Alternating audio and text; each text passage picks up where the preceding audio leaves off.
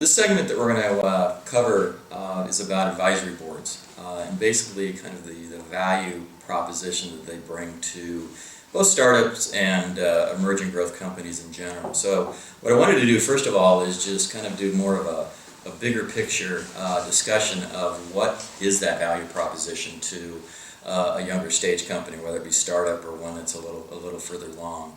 And it really comes down to experience. Unfortunately, we all know that startups and in young companies, the percentage of them that fail is significantly high. And a lot of that has to do with the failure to execute on business plans and the mistakes that are made. And really what the advisory board and I do as an advisor and as a business lawyer is try to help companies minimize those mistakes. And the best way to do that is to surround yourself with people that are experienced at having done this before. Because a lot of people, including investors and others that you may want to get involved with, are going to be more comfortable if they feel like there's a group involved that has either been through this process or is smart enough to surround themselves with people that have been through this process and are getting good advice about it. One of the things a lot of entrepreneurs will ask me is like, I kind of get that, Brent. I understand that investors and others want to see, kind of an experienced management team, and that gives them comfort that if investment money is being put into a company or relationships are being developed, that the chances of that company succeeding are going to be higher. But how do I do that if I've never done this before? If I'm kind of new to startup work, or if I'm new to launching a company, I might have been with a company and been involved with certain aspects of it, but I haven't been kind of the co-founder and taking the lead on the effort. Well, that's where the advisor and advisory boards come into play and where they become what I like to say a valuable company asset. What you do is you try to identify people that have experience that can advise you in those areas where you may not have the experience. Again, investors and others, frankly, like when entrepreneurs can acknowledge their areas of weakness that they have, but then do something about it by bringing people in that can fill those gaps. And by filling those gaps, you're essentially using the experience of these people, these advisors, to leverage their experience, their industry knowledge, and their acumen to give the third party, whether again it be an investor or somebody else, comfort that you're doing what's necessary to be successful as a company. It's clear that you're going to make mistakes, but again, it's all about trying to minimize those mistakes. So, the next kind of thought process is, okay, I kind of get the value proposition. I mean, it makes a lot of sense to bring in people to fill those knowledge gaps, those experience gaps, and help me through this process. How do I go about doing that? Well, it really kind of depends on where you are in the stage of that process. For example, are you literally still at the business plan stage, or are you at the prototype stage, or are you past that and are you looking to actually launch a product already? Depending on what stage you're in, you're going to look to different people for the experience that you need. First of all, obviously identifying areas that it's not a strength of yours, and figuring out what person might be able to fill that gap with experience that you don't have. But for example, if you're still in product development, maybe that's the person you want to bring on, somebody that has experience doing product development, or maybe it's a person that's done a lot of business plans and developing those business plans and figuring out the best way to structure that and to really force you through a vetting process of what the investment community or others are going to ask you if they look at that investment deck or that PowerPoint that you've put together and see what needs to be done in that regard. So, as you identify these people or areas that you need, of course the next question is, well, how do I find that person? And I guess what I've always told entrepreneurs, and I do it myself as an entrepreneur, as a business person, is I think networks are just key. Building a network will allow you over time to hopefully have access to those types of people, or have access to people who know those types of people. So certainly networking is critically important. If you're going into a particular industry, whether it be tech or maybe it's active lifestyle, sports and outdoors or something else like that, clearly you're going to want to try to reach out and identify people in those industry sectors that can help you along. So networking is key to, I think, identifying and finding the right type of advisors that you can bring into the company. The other source that you might certainly can look to, and I know I'm reached out to companies, is your professional advisors, whether it be accountants, lawyers, maybe it's a commercial banker, or others that again have a network themselves. So if maybe you have been doing a lot of networking up to this point, reach out to those people that do have a network.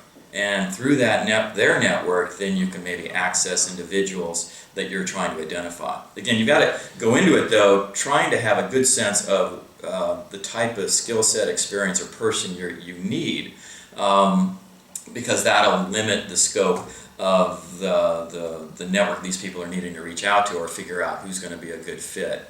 The other thing is, obviously, once you start identifying potential advisors, it's really important that there's a good personality fit. You got to be comfortable with the individual. I think it's also critical that as you as an entrepreneur, and I feel this myself as an entrepreneur and having done and started a company, is finding people that are really passionate about what they do and get excited about what you're doing. Because what's going to happen in this process as you bring on either individual advisors or try to create an advisory board, oftentimes because they do have industry knowledge, industry experience, and industry reputation, it's going to be those individuals that third parties, with your permission, are going to reach out to.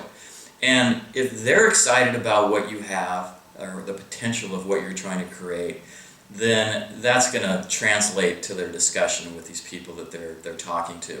And I can tell you, without any question, that passion drives decision making. And if third parties see that even your advisors are passionate and excited about what you're doing, I think it's really helpful in the process in convincing them that this is maybe something they should take a serious look at and get involved and get behind. So I do believe that's an important part of selecting your advisors: the personality fit, skill fit, experience fit. But are they excited about what you're trying to do and passionate about it?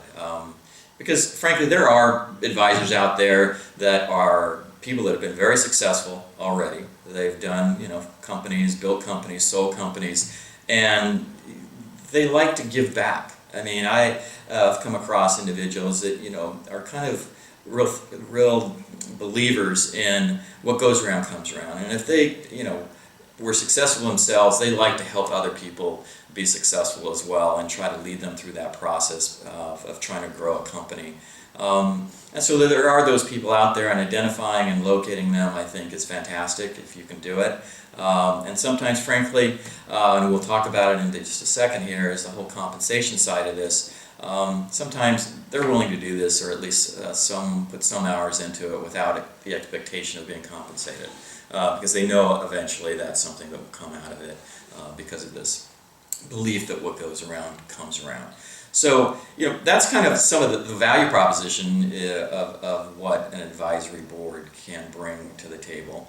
That kind of covers a little bit of what you need to do to identify these people.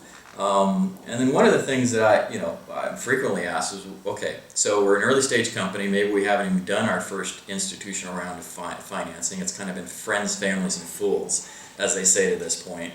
And we don't have a lot of cash. We're basically trying to put all the cash into product development, building the company, launching the product or the service into the market. So how do I compensate these people? Traditionally, earlier on, when, say, you're not really, a venture-backed company yet, that's going to be in the form of stock options. And we set up a lot of equity incentive plans for companies, and the companies that I've been an advisor board member for are basically offering stock options. And they set up the plans where they can offer them to both employees and non-employees, whether it be board of directors, advisors, and frankly sometimes even vendors of the company, get the stock options.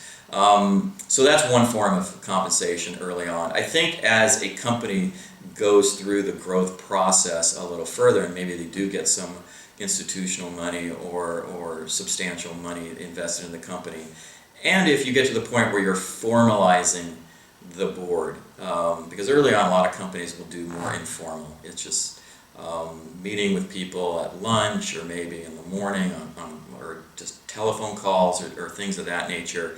And it's not necessarily a formalized advisory board that meets, say, quarterly or monthly. But if you feel that that's a value as the company grows, and you get to that stage and there is enough financial resources to do it, you start seeing sometimes a combination of equity plus a small amount of cash compensation, maybe on a per advisory board meeting. So that's typically how these companies will compensate the advisory board members themselves. Again, the makeup of a board, though, and I think it's important to keep this in mind, frankly, or the makeup of your advisors can change over time.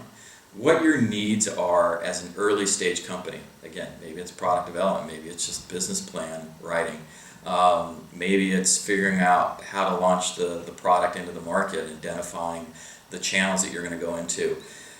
That's different than maybe what you need when the company has already launched the product and now you're talking about issues of building your sales force. You're talking about back office systems and scaling those to allow you to grow the company because sales are starting to pick up and maybe the back office systems, your ERP system or something else needs to change. So you may need to look to other people with experience in those areas that you didn't necessarily need when you were a much younger company. So just keep in mind that this advisory board makeup and who these people are can change over time. And that's okay, and that's probably something you should expect to happen. And you might luck out and find some advisory board individuals that have skill sets that translate or cover a variety of those aspects of areas. But if you don't, then again, you reach back out into your network, your professionals' network, and other people's networks to try to identify those people and bring them in to help you out with the company.